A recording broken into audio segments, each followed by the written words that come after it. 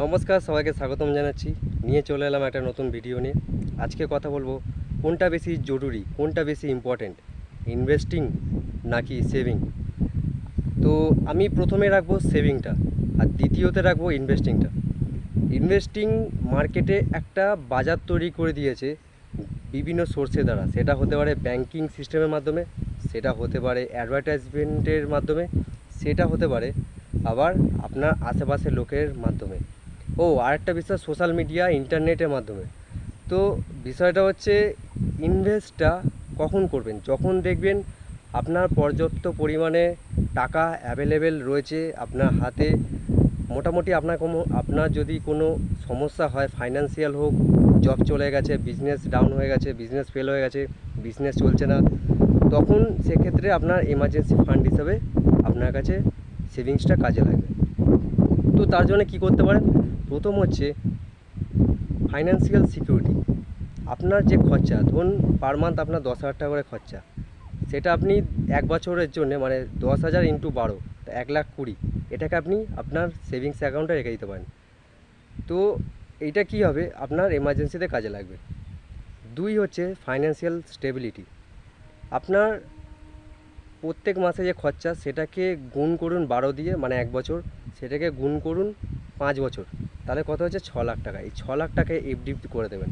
তাতে কী হবে, আপনার যদি কোনো ধরুন কোনো অ্যাসেট তৈরি করতে হয় বা কোনো ধরুন ইমার্জেন্সি ফান্ড শেষ হয়ে গেলো, তখন কি আবার লোকের কাছে হাত পাতবেন না। যখন এমার্জেন্সি সিচুয়েশান চলবে, আপনার যে এমার্জেন্সি ফান্ড সেভিংস থেকে আপনি বার করে নিলেন, খরচা হয়ে গেল, তারপরে কি করবেন, সেটাকে তো সেটা তো আর নেই, সেটা ইউজ করবেন কিভাবে, তখন আপনি ওই ফাইন্যান্সিয়াল সিকিউরিটি থেকে আপনি ইউজ করতে পারবেন। মোট কথা, আপনার যে ইনকাম হচ্ছে সেখান দিয়ে 3খানা স্টেজ করুন। প্রথম হচ্ছে financial security, financial stability, financial freedom. Financial security কথা বলে দিলাম, যেখানে আপনার চলে আসে সেভিংস, সেটা আপনি সেভিংসে রাখতে পারেন, আপনার ঘরের মধ্যে রাখতে পারেন। দ্বিতীয় হচ্ছে স্টেবিলিটি, আপনি এইখানে ওই বললাম 5 বছরের, প্লাস পাশাপাশি ইন্স্যুরেন্স করতে পারেন। হেলথ ইন্স্যুরেন্সটা প্রথম আগে করাটা উচিত আপনার জন্য, আপনার ফ্যামিলির জন্য। তৃতীয় হচ্ছে ফাইন্যান্সিয়াল ফ্রিডম, এইখানে আছে ইনভেস্টিংটা। আপনি স্টক মার্কেটে ইনভেস্টিং করতে পারেন, অথবা আপনি এসআইপি করতে পারেন, অথবা আপনি নিজের উপর ইনভেস্ট করতে পারেন। নিজের মাইন্ড, নিজের স্কিলস, নিজের নলেজ, নিজের অ্যাটিটিউড, নিজের কনফিডেন্স, নিজের হেলথের প্রতি ইনভেস্ট করতে পারেন।